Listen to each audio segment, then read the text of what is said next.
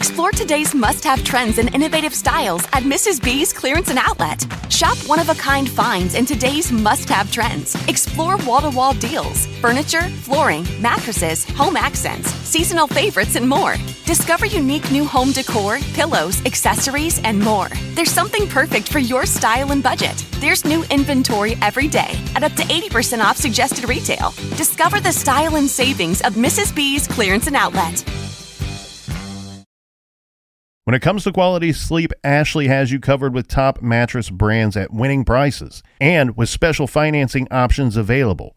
You can snooze now and pay later. Plus, your mattress purchase helps give the gift of better sleep to children in need and U.S. Special Operations Forces. Visit your local Ashley store or shop online today and make every snooze count. Financing is subject to credit approval. See store or ashley.com for details.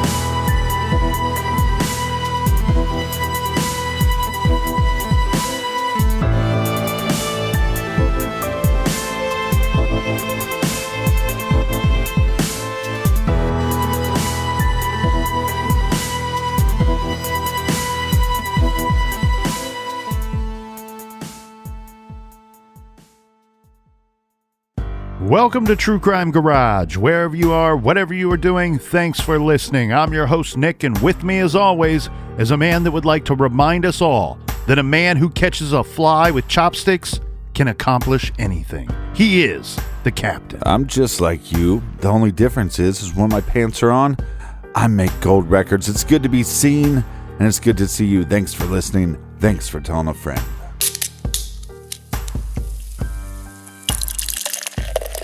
This week, I am very happy to say that we are drinking Rising Haze IPA by the brilliant folks over at Highland Brewing in beautiful Asheville, North Carolina. This IPA is tropical and smooth. It's naturally hazy with vibrant and juicy notes of citrus, pineapple, and apricots. Garage grade. I love this beer, Captain. Here we go. 5 out of 5 bottle caps. And we would like to give some praise to some of our good friends. First up, a big cheers and thank you to Team Highland in Asheville. And let's go north of the border and give a cheers to Jennifer in Haro, Ontario, Canada. And a big shout out to Courtney T in Kansas City, Missouri. Next up, a cheers to Caitlin D. I'm guessing she's in Vermont, Captain, because she's saying drink some Vermont beer, specifically the Alchemist. That's by Heady Topper. I gave it 4 3/4 bottle caps. Caitlin, if you're on there, please follow me on Untapped and we can pretend to be drinking beers together. And you always give me all the easy ones. Heather and Helena. And Helena. Alabama. Gotta beat Alabama. That's good enough. Next up, we have Devon Cody in Bell, Missouri. And last but certainly not least, we have Suzanne in McHenry, Illinois. She's a longtime listener and listened to the Captain on the Peripheral podcast. That would have been way back in 2018. So it's a very depressing episode. So tune into that. Yeah.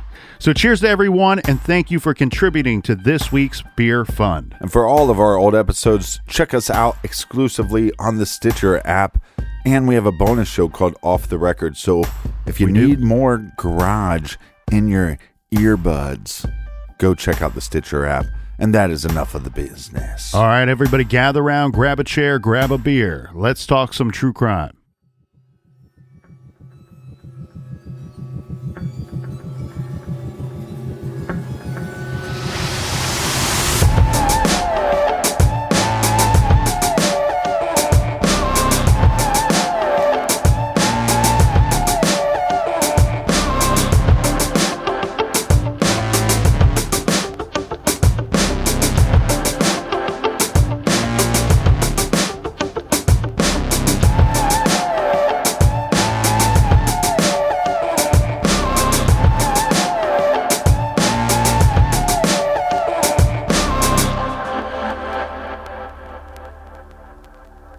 A lust murder is one of the most heinous crimes committed by man.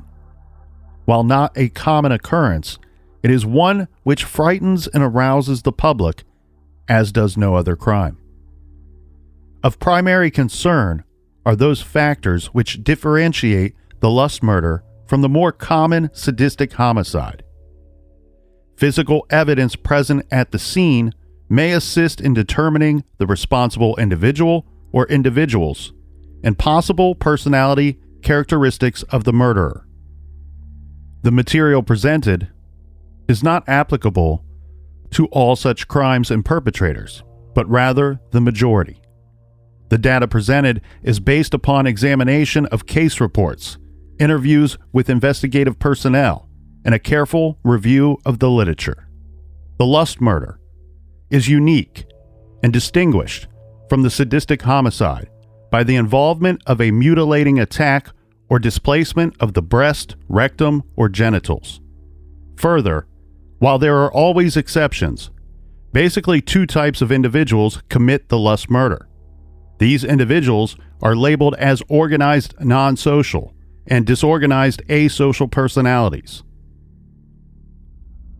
The lust murder is premeditated in the obsessive fantasies of the perpetrator. Yet the killer may act on spur of the moment when the opportunity presents itself. That is to say, the murderer has precisely planned the crimes in his fantasies, but has not consciously decided to act out those fantasies until the moment of the crime. Consequently, the victim is typically unknown to the killer.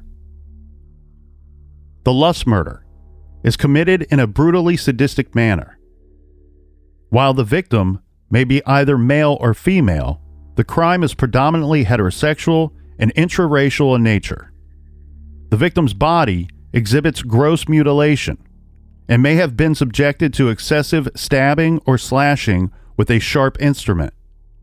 The victim's death typically occurs shortly following the abduction or attack, and the mutilation that takes place follows death. Seldom will the lust murderer use a firearm to kill, for he experiences too little psychosexual gratification with such an impersonal weapon.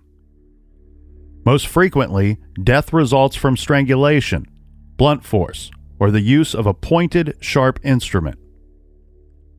The investigator may find that the victim has been bitten on the breast, buttocks, neck, abdomen, thighs, or genitals. Limb or breast amputation, or in some instances total dissection, may have taken place. Frequently, the murderer will take a souvenir, normally an object or an article of clothing belonging to the victim, but occasionally it will be a more personal reminder of the encounter: a finger, a lock of hair, or a part of the body with sexual association. The souvenir is taken to enable the murderer to relive the scene in later fantasies. The killer here is acting out his fantasy, and complete possession of the victim is part of that fantasy. The killer may be compelled to return to the scene. What set of circumstances create the individual who becomes the lust murderer? It is generally accepted that the foundation of the personality is formed within the first few years of life. While extreme stress, frequent narcotic use, or alcohol abuse can cause personality disorganization in later life, it is the early years that are critical to the personality structure and development.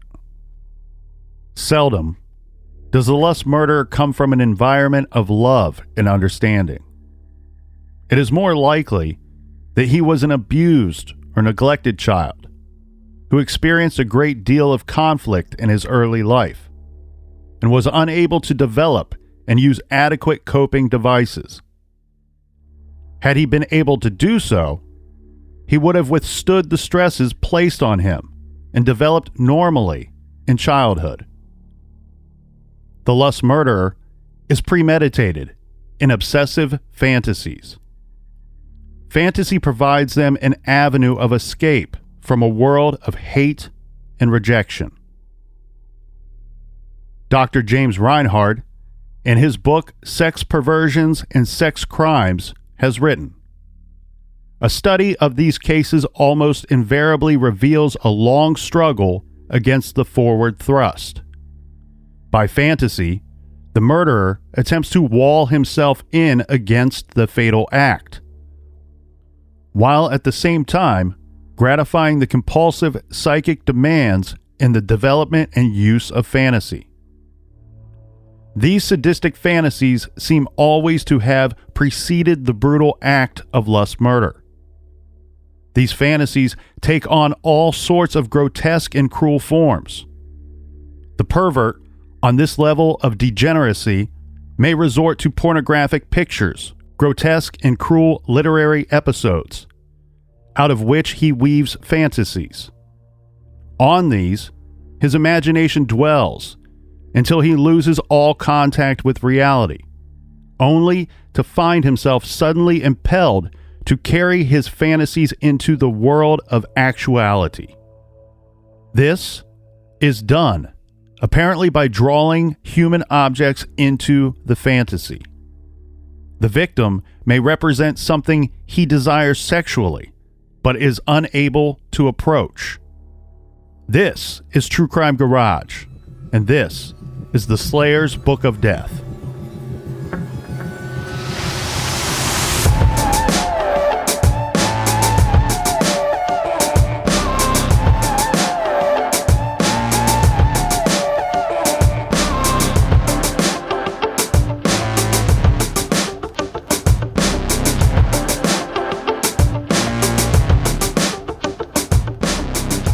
What I just read to you, Captain, was from the April 1980, Volume 49, Number 4, FBI Law Enforcement Bulletin. This is a law enforcement bulletin from the FBI that goes out to inform and educate law enforcement agencies and other departments within the FBI. It's my favorite volume. That's right. It's at the top of the stack on your collector's batch that you have of all of the FBI bulletins. I don't know if this is still a current thing, to be honest with you, but I had often read in other books where Roy Hazelwood and John Douglas cited this bulletin, and they would reference this bulletin, the article that they wrote for the April 1980 edition. I'd never read the full article itself, and I was lucky enough to find it, and I wanted to include what is my own summary, a summarized version of that article, because it's many pages long and it goes off into a few different areas that are not so important for our case today. But in general, Captain, the bulletin will discuss things like training, administration, operations, community relations, and all sort of things from fighting crime to just the day-to-day operations of running any public service agency. They, of course, include info about who is wanted by the FBI and crime trends. In this release, they have a great section dedicated to crime problems, what they label as crime problems, and a lengthy and brilliant article put together by, of course, two of the Garage's favorites and two of the FBI's finest, Roy Hazelwood and John Douglas. Again, that was my summarized version, and I won't go into all of the reasons why it was summarized, but again, some of it's just not important to what we will be discussing today. A lot of it focuses on the differences between what they were calling the organized non-social and disorganized asocial personalities of these types of killers. I specifically left those parts out because that was 1980. And since then, we have learned that these same profilers and others agree that there is also what is called a mixed offender, one who exhibits both organized and disorganized criminal traits. And then to quote Douglas's 1997 book, Journey into Darkness, on page 240, Douglas writes in this article, meaning the FBI Bulletin article that we just read, "We, Douglas and Hazelwood, divided lust murderers into two broad categories, organized non-social and disorganized asocial. though we don't use the non-social and asocial terms much any longer. What that means, Captain, is not so much that they do not apply anymore, but they still apply. However, they apply differently than once thought back in the late 70s and 1980 when the article came out. We have learned, obviously, so much more about lust murderers and serial offenders and killers since then. The purpose of reading that summary in the trailer, one, is it's educational. And if we are not learning along the way in this garage journey, well, then we are just getting dumber. And I personally cannot afford for that to happen. That's the path I'm on, my friend. But two, because it's very much appropriate for this week's case. So if you have your Speedo on, Mr. Captain, let's dive in, shall we? On Thursday, July 29th, 1993, our case this week starts off in Ellis County, Texas. Now, due to the location of this week's case, we are likely going to reference a lot of cases that the garage has covered in the past. If you want to listen to those episodes, very obviously, you get the free Stitcher app. And I must say, Captain, some of our best work, I believe, has been conducted in the great state of Texas. People outside of Texas may not recognize this area by name, but they will by location. Ellis County is directly south of Dallas, Texas. We covered the strangely still unsolved murder of Missy Beavers. That homicide took place in the city of Midlothian, which is in the northwest corner of Ellis County. Mm-hmm. And longtime listeners of The Garage will remember the controversial case of Cameron Todd Willingham, the trial by fire case that took place in Corsicana, Texas, which is south of Ellis County. Now, Interstate 45 runs from Dallas, Texas, through Ellis County, then down through Houston and all the way to Galveston. And I-45 is believed by many to have a direct connection to some of the Texas killing fields cases. So our listeners know this area. They're familiar. This Thursday was a hot and humid one. One can only imagine the hot Texas summer in late July. A road crew was out doing some work. Now that afternoon, one of the workers spots something strange off in the brush some distance away, and he points it out to one of his fellow workers. So the two go to investigate. As they're getting closer, one of the men says, "I think we might be seeing a person." And then he says, "I think it might be a woman." As they got closer, there was a horrific smell. Sure enough, it was a body, a dead, nude female lying partially on her back. One of the workers stays with the body. The other man ran for a vehicle so that they could go and get some help. The worker went to the nearest town, this is Talco, and notified the authorities. Now, we have the Ellis County Sheriff's Department on the scene. Here is what they found. It was, in fact, the nude body of a female, but because of bloating and the Texas heat, it was difficult to determine on site just about how long the body had been there. Adding to that, the body was missing both the head and hands. They had been removed and the body was covered in cuts. So deputies and detectives searched the immediate area. Now, of course, they are looking for clues and evidence, but in this situation, unfortunately, they are also looking for the female's clothing and the missing body parts. Right, but they would notice the head and hands immediately, but wasn't also her nipples cut off and her genitalia was mutilated? And there was a good deal of mutilation that was very obvious to the detectives on the scene that day.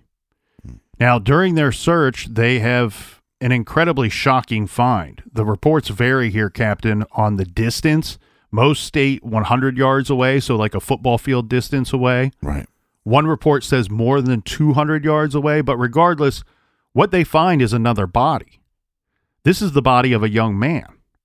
The workers were working near the Smith Creek Bridge. The female body was located in some brush and brambles off of this gravel road in this rural location. So an area not well traveled, a road not used often, right? The male boy was found again some distance away, but the body was partially in the creek, on the creek bank, somewhat near the bridge. Is his body mutilated? That's what's so strange here, Captain. We have all of this incredible amounts of horrific mutilation done to the female body, and it does not appear that there was any done to the male body. So does that point to the idea that he was just in the way? He was a casualty. She was technically this killer's hunt. Well, I think that they probably have a lot of initial suspicions, and I don't know what they are, but I think we can go through that somewhat here, because what we're really looking at is two very different crime scenes from one another, right? We already discussed the female found lying partially on her back, severed head and hands, completely nude and covered in cuts. The male victim, very quickly identified as no older than 15.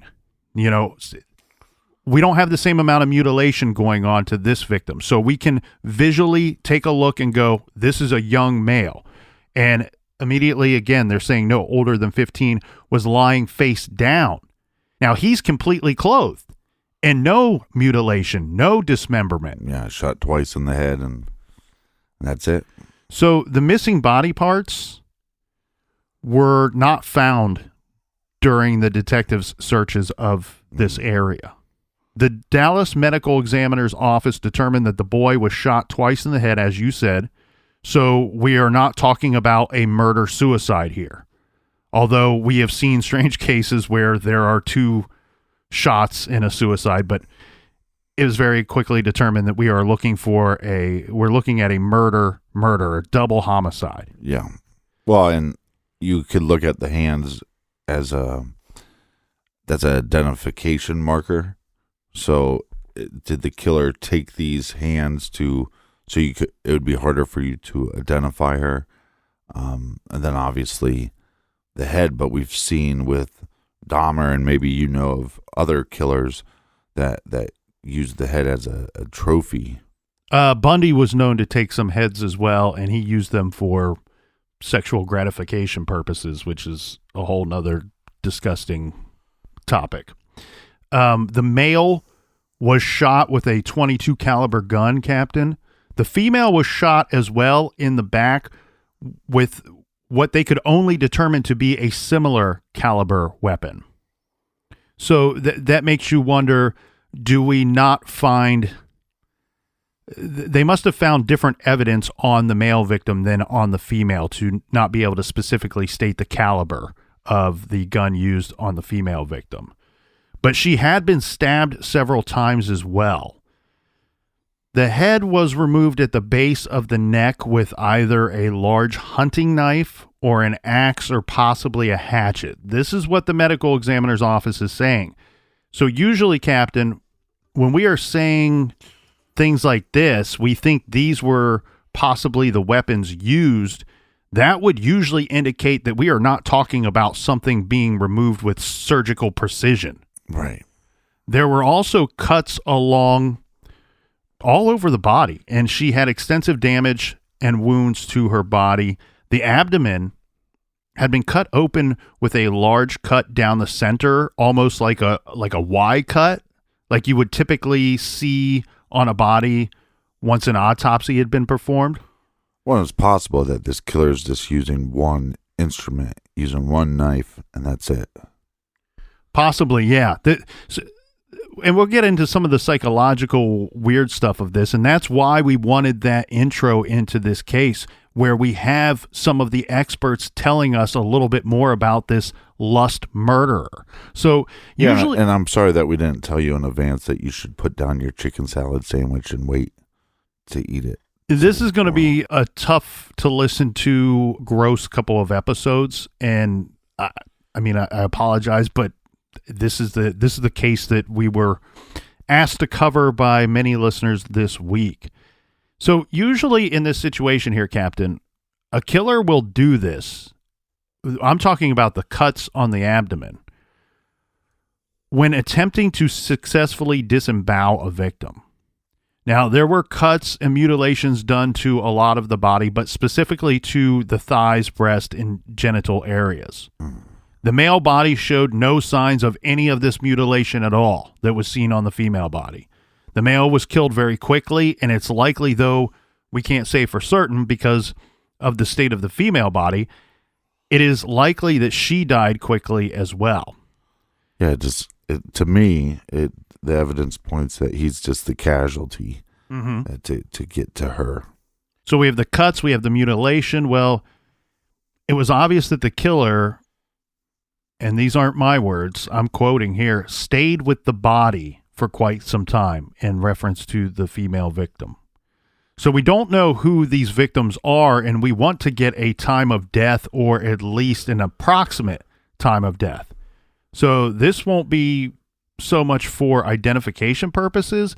This is more to cross-check this approximate time of death against any alibis of potential suspects, especially if we end up in a situation where we have more than one suspect. And spoiler alert, we will. Before we get into time of death, because the victim was found nude, it is believed that this was obviously a sex crime, but the medical examiner could find no real signs of sexual assault on the body or signs of this at the scene where the body was found. Also, decomposition made it impossible to definitively state this finding.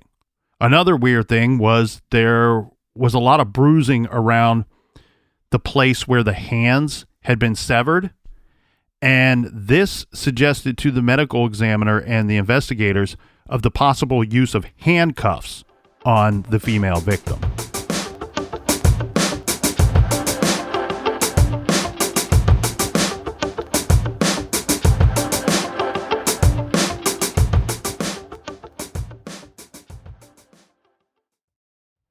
This show is sponsored by BetterHelp. Do you look forward to the holidays? Maybe you struggle with seasonal blues. This time of year can be a lot, and it's natural to feel some sadness or even anxiety about it. But adding something new and positive to your life can counteract some of those feelings. Therapy can be a bright spot, something to look forward to make you feel grounded, and to give you the tools to manage everything going on. If you're thinking of starting therapy, give BetterHelp a try. It's entirely online, designed to be convenient, flexible, and suited to your schedule. Just fill out a brief questionnaire to get matched with a licensed therapist and switch therapists at any time for no additional charge. Find your bright spot this season with BetterHelp. Visit BetterHelp.com/garage today to get 10% off your first month. That's BetterHelp, HELP.com/garage. Explore today's must-have trends and innovative styles at Mrs. B's Clearance and Outlet. Shop one-of-a-kind finds in today's must-have trends. Explore wall-to-wall deals, furniture, flooring, mattresses, home accents, seasonal favorites, and more. Discover unique new home decor, pillows, accessories, and more. There's something perfect for your style and budget. There's new inventory every day at up to 80% off suggested retail. Discover the style and savings of Mrs. B's Clearance and Outlet. Rosetta Stone is the language learning program with a lasting impact. I've been using their app to learn French, and it's not just about memorizing words, but actually having real conversations. And it's not just French. They offer 25 languages. Right now, Rosetta Stone has an awesome holiday deal, 50% off their lifetime membership. Every language, unlimited access forever. For anyone keen on diving deep into a new language, check out rosettastone.com. It's a game changer.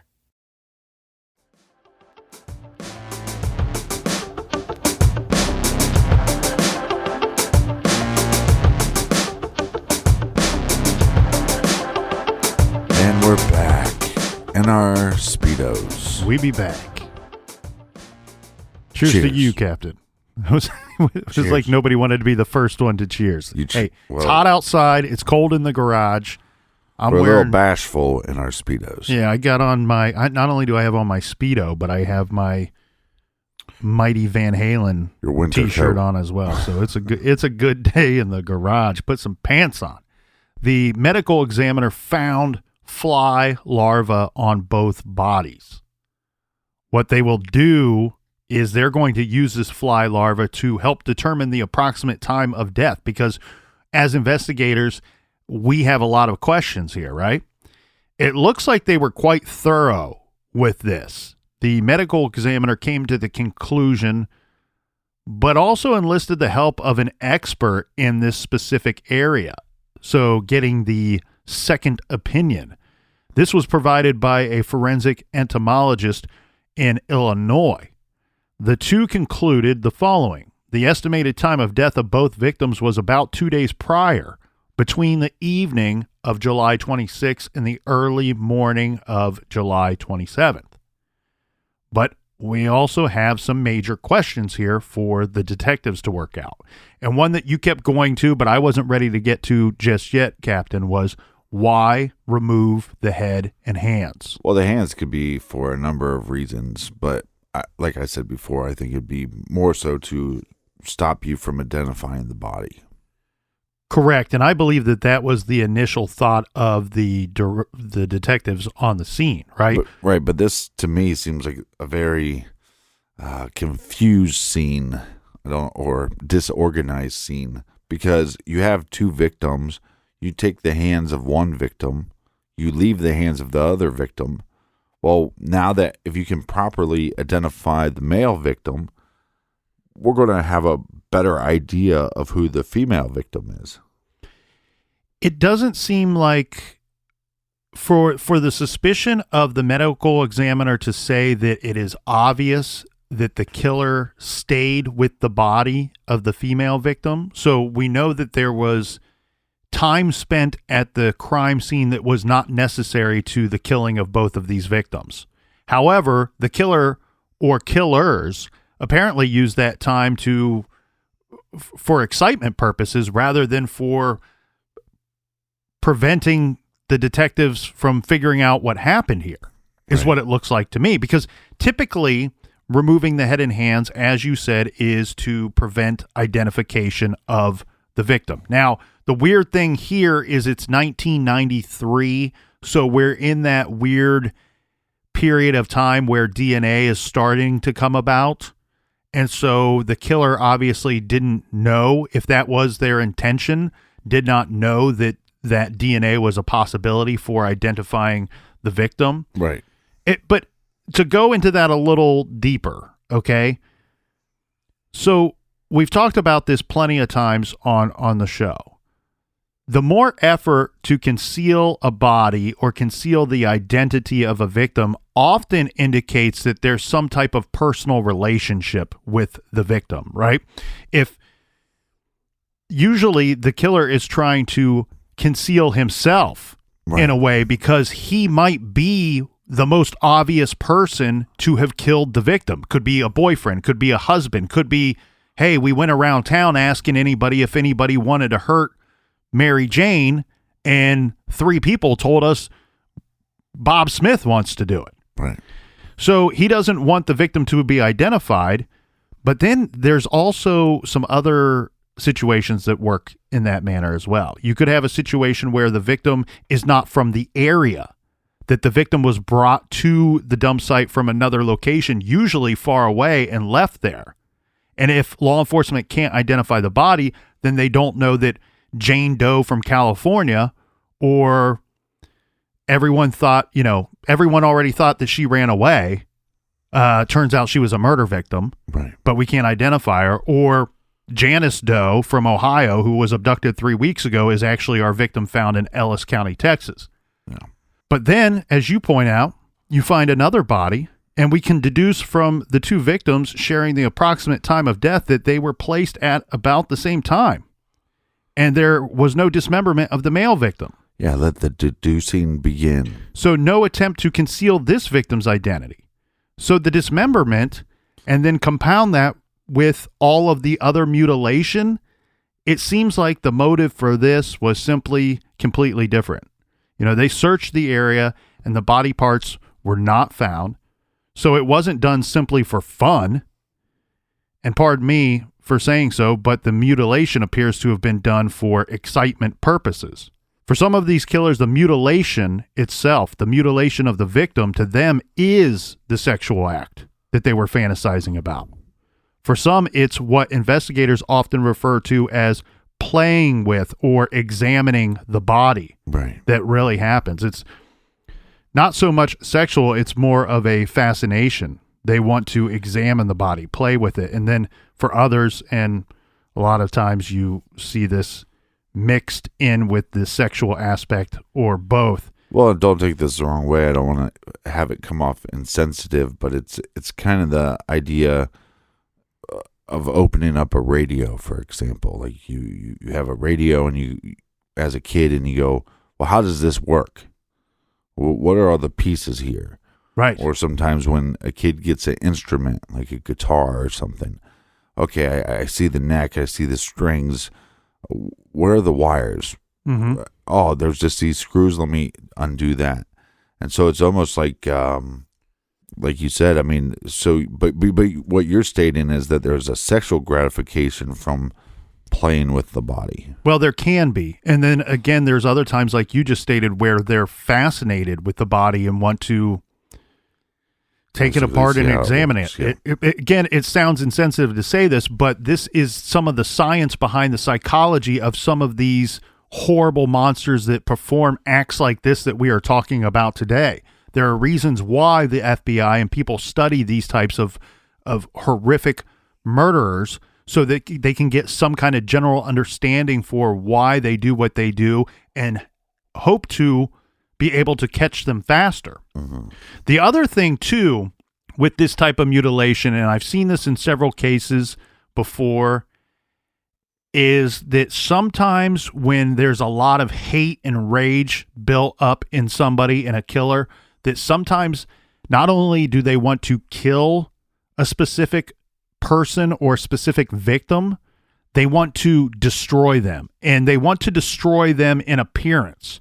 They want their body to not be recognizable when anybody finds it. They don't care that it's being found. In fact, they likely want the body to be found. Right. They want it to be found in that horrific manner because their goal was to not just kill that person, but destroy that person. And it could be the person is a surrogate for somebody else. Yeah, but maybe it's a like a conscious, subconscious type thing where it's like, so consciously you're destroying the body because you feel like there's something broken or destroyed inside you, or somebody destroyed that in you, right?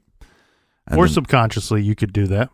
Yeah, but also maybe that you're leaving the body behind because subconsciously, or I guess consciously, you want them to find that body because that's like a note. It's almost like a note saying, I was hurt, I was broken, I was all these things. Now come find me. Or this is what I'm capable of. Mm-hmm. I mean, it could be a little bit of both. Or it could be not thought out at all. And right. But what I do find that's interesting, one thing that we kept really going to time and time again in the trailer was the thought of a lot of times these killers fantasize about violence. They fantasize about killing, and they've actually thought about it and premeditated what they want to do for a long period of time, sometimes years, sometimes a lifetime. And then when an opportunity presents itself, they've not premeditated that they're going to kill that person on that day at that time. It's just, this is what I've always wanted to do. Here's my opportunity. Well, it's amazing how different from an actual human these animals are. Right. These monsters are, because I remember watching it was a bad Dahmer film. Mm-hmm. But it was this whole notion that he had this fantasy of laying next to an individual. And I remember thinking at the time, that's not a bad thing. I'm sure at some point when I was, 12 years old, I thought, I wonder what it'd be like to lay next to a girl. So my initial thought was, oh, well, maybe he is just homosexual and wants to lay next to a man. There's nothing wrong with that. Until you find out that he wants that individual to be unconscious. And then dead. Yeah. And then you go, whoa, that's a whole different level here. Mm-hmm. Like, I don't even, I couldn't even begin to understand how that would just pop up into an individual's head. I think it works differently for everyone. For every single one of them. Yeah, I think that some it's always been there, and some it's a morphing into that over a period of time. And there's the psychology behind that is typically that the offender often feels rejected, or that they don't belong, they don't fit in, and that they could never please, so that on some kind of level they feel better in an intimate setting to be with somebody that is unconscious or already dead, because they cannot judge them. There's a lot that goes into it. And then really the other part of this too, in our case here, Captain, is it possible that the killer took these items as a souvenir, took the clothing, took the missing remains as some kind of weird, sick souvenir? Now, detectives did catch a huge break, okay? Remember, the boy was fully clothed. Well, in one of the boy's pockets, they find a wallet. Inside the wallet is a library card. That's right, a good old-fashioned library card. The name on the card was James, with the middle initial B, last name King. James B. King.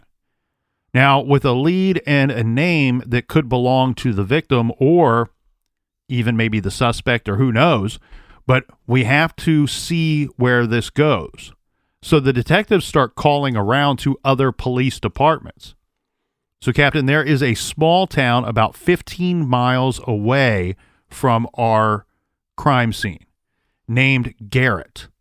They learned from the officers in Garrett that they recently took a missing persons report. 2 teenage kids were missing, a boy and a girl. The boy was Brian King. The girl was his stepsister. The report was filed by the parents.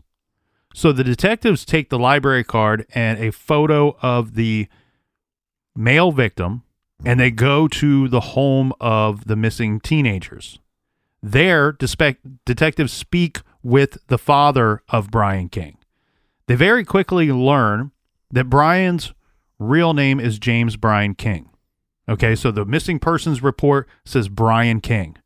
They have this library card of James King, but they figure out the boy's real name is James Brian King, same as on the library card, James B. King. Right. The boy went by the name Brian. Now, everyone is fearing that the female victim is likely Brian's stepsister, Christina Ann Benjamin. The photo of the male victim is shown to the father of the missing kids. Oh. And he confirms that the male victim is, in fact, his 14-year-old son, Brian. And no one knows for sure, but again, the female victim, law enforcement is now working on the theory that that victim is the stepsister, Christina, who is age 13. Right. So who would want to kill a couple of teenagers? Well, the missing persons report will provide another good lead in this case. Brian's father said that on the night of the kid's disappearance, he woke up to see Brian talking to somebody in a tan sedan. So something wakes up James King. This was late, right around midnight. Right. Brian had asked if he could sleep outside. Summertime, do a little camp out in the yard. James goes over to the window after something wakes him up and sees Brian talking to someone.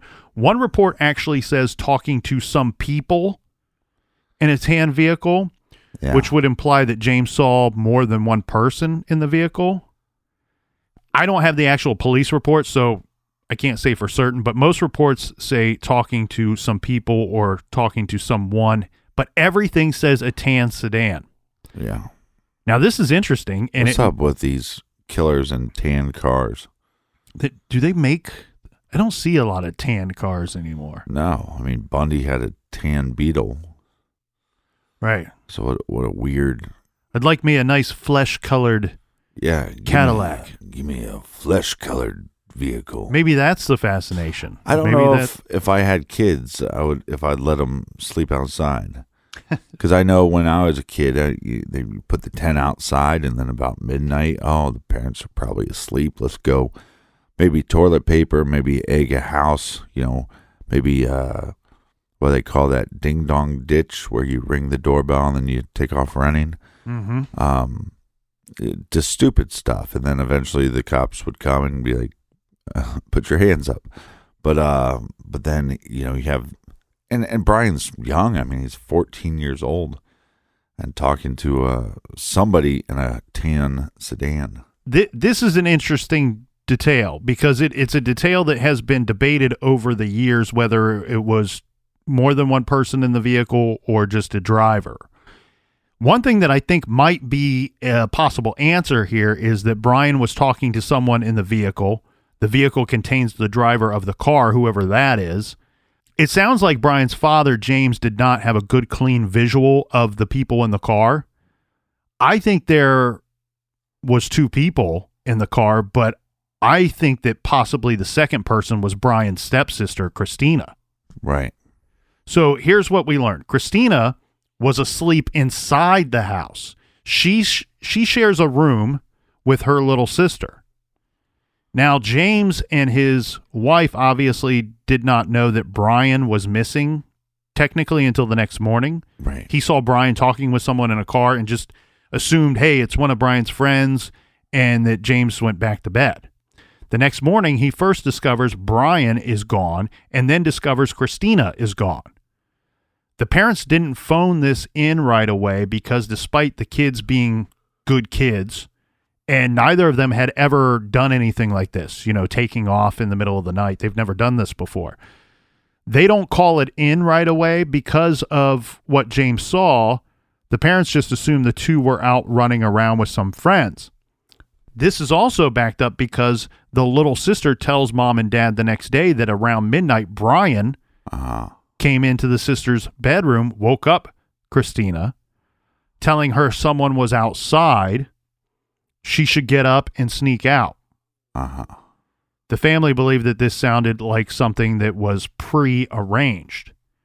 With both kids gone that day, the parents spent the day calling people that knew either Brian or Christina or both, and of course driving around, out conducting their own search for the 2 teenagers. When the kids were gone for a second night that morning, the parents notified the police. So now it looks like we have 2 teenagers sneaking out, meeting up with someone in a tan sedan. Right. The parents do not know who the vehicle belongs to. Of course, we should assume possibly an older kid here just based off of driving age. Yeah, and I don't mind the idea of assuming that maybe Brian's sister's in the car, but it's very possible, especially at that time of night. Let's say a 16 to 17-year-old kid with his license, he's driving his friend back home, and they stop and he talks to Brian, and then, hey, I'm going to drop off my buddy. I'll be right back. The other interesting thing, too, is you're also working on the theory that likely whoever took them that night or got them to leave willingly that night must know one or both of the teenagers. Yeah. There was some hair that was found at the body dump site. So at the crime scene, deputies found several strands of blonde hair. Christina had long blonde hair. So kudos to the detective and the deputies who noticed and took this stuff into evidence. Because of these hairs, the detectives asked the parents if they could collect some of Christina's hair from the house and compare it to what was found. And they did. The parents also provided an X-ray to police. Christina, not long ago, had an accident at school, and she broke her foot. The parents gave the X-ray to police so they could compare this. Here's what they found. The X-ray proved to be a match. The unidentified female had suffered the same injury. So they were pretty certain to begin with already, but now they had proof that the body was that of missing Christina Benjamin. The hair is a bit of a different story. So they found possible hair evidence in more than one location at the 2 body recovery sites. Some of the blonde hair belonged to Christina, and some of it did not. The hairs did not belong to Brian King either, so there is a chance the hair belongs to the killer. Right. So as far as leads go, it looks to me, Captain, like we are looking for the driver of a tan sedan who was out front at Brian and Christina's home around midnight just a couple days earlier, and this person may or may not have blonde hair. Well, just think about everybody in this case so far. I mean, think about the cops that have to show up at that scene and what they have to deal with. What they now will have to mentally picture for the rest of their lives. Think about the two workers that didn't sign up to be cops or detectives. Right. That were out. They signed up to work on roads. I work on roads. And they find the body of the female victim, and then they have to decide who's going to stay with the body while the other person goes and gets help and notifies the authorities. Well, and then the other thing that you have to wrap your head around a little bit as far as the parents go, as far as the detectives go, is you go, okay, well, now we've identified the two victims. Mm-hmm. We got a 14-year-old and a 13-year-old, right? Mm-hmm. Brother and stepsister, or sister and stepbrother, however you want to word it. It's the same thing. Same thing, same difference. But then you go, well, we did see them possibly talking to somebody at night, and we're now putting this person in the realm of the possibility of a teenager, right? Mm-hmm. We already know the outcome. We already know how sick and dangerous this person is. But now you're saying that it's possibly a teenager? I mean, that's a lot, I think, to deal with and wrap your head around. Well, you're right, because immediately now, if you're thinking that one or both of the victims knew the perpetrator or the perpetrators, right, that they would have been someone that ran in one or both of their circles, and most likely putting them closer in age or similar in age to the victims. The thing here too, Captain, is it's really looking like your window of time is closing, that this is not just your best suspect because the tan vehicle was seen at their home around midnight on the 26th, but then we're going to cross-check that with the approximate time of death. That's partly why that's so important. The approximate time of death is from that same time period, the evening of the 26th or the morning of the 27th. So we have a small window here. If this person in the tan sedan was not the killer, then they have a lot of explaining to do, and then we need to further our timeline past that person for our victims before they end up dead at that dump site. Right. Now, this next bit, Captain, is from true crime author Catherine Ramsden. She is discussing the fact that local detectives consulted with profilers regarding these specific murders. She says, the profilers went on to describe this killer as organized, antisocial, and fitting the typical behavior profile of what they called a lust murderer. What excited him was torture and mutilation, and possibly even a bit of necrophilia. Such people were driven by violent fantasies, and when opportunity and tension crossed paths, the result was usually destructive. This person would abuse substances and would have a car and be fairly mobile. He would collect weapons and take souvenirs from the crime scene. He would also attend to media coverage and collect articles about his crimes. The motive was typically wrapped up in rejection, hostility towards society, and an erotic attraction toward violence.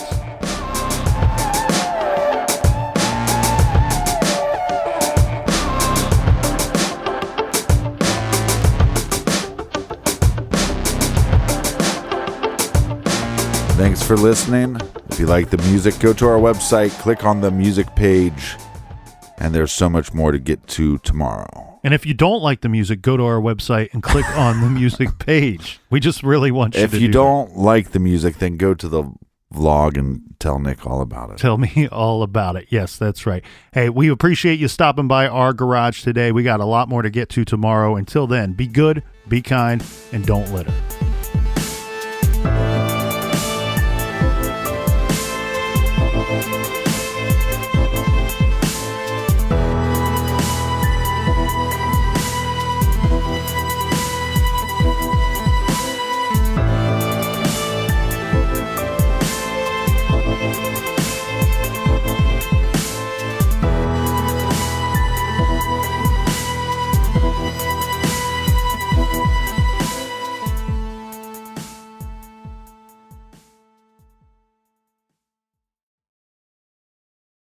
Angie's List is now Angie, and we've heard a lot of theories about why. I thought it was an eco move. Fewer words, less paper. No, it was so you could say it faster. No, it's to be more iconic. Must be a tech thing. But those aren't quite right. It's because now you can compare upfront prices, book a service instantly, and even get your project handled from start to finish. Sounds easy. It is, and it makes us so much more than just a list. Get started at Angie.com. That's ANGI, or download the app today.